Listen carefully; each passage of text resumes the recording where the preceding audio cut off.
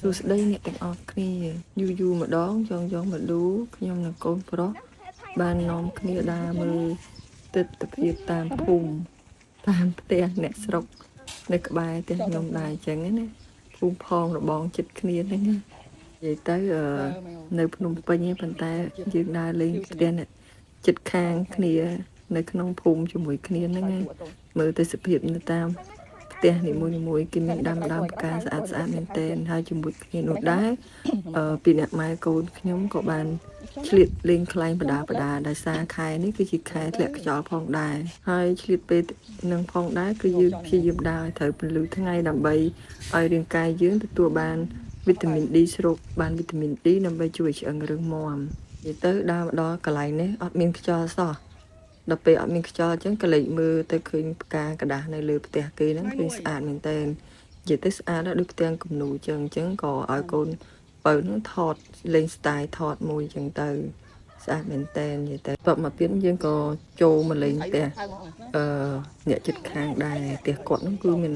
ចិញ្ចឹមត្រីហើយនៅលើផើងចិញ្ចឹមត្រីមានដាក់ចកទៀតនិយាយទៅស្អាតមែនតើមើលទៅវាលក្ខណៈថាខៀវហ្មងធ្វើឲ្យយើងមើលទៅថាធម្មជាតិស្រស់ស្រាយតែម្ដងជាមួយនឹងធម្មជាតិតែគាត់ចិញ្ចឹមត្រីបែបហ្នឹងបន្ទាប់មកទៀតយើងក៏ធ្វើដំណើរមកមុខទៀតមកក៏ឃើញធម្មជាតិដែលអ្នកចិត្តខាងផ្ទះខ្ញុំខាងមុខនោះក៏ដាំមានទាំងពីសក្តិធោបជីជ្រក់ជីដំបងអីហ្នឹងច្រើនមែនតើហើយជាមួយនឹង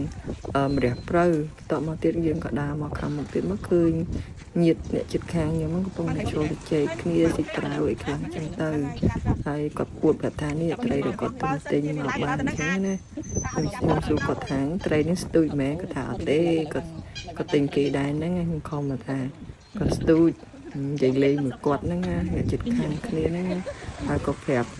ថាគេខ្ញុំដើរឲ្យកូនប្រហោះខ្លែងហើយនឹងស្រូបយកវីតាមីន D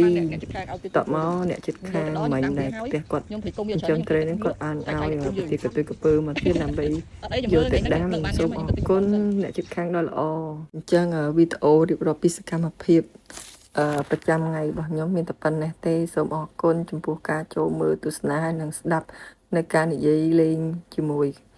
នាងខ្ញុំបើសិនជាមានការនិយាយខុសទាស់ដោយប្រការណាមួយសូមអភ័យទោសដោយសារអីទុំហ៊ាននិយាយហាត់និយាយក្នុងវីដេអូអញ្ចឹងណាសូមអរគុណ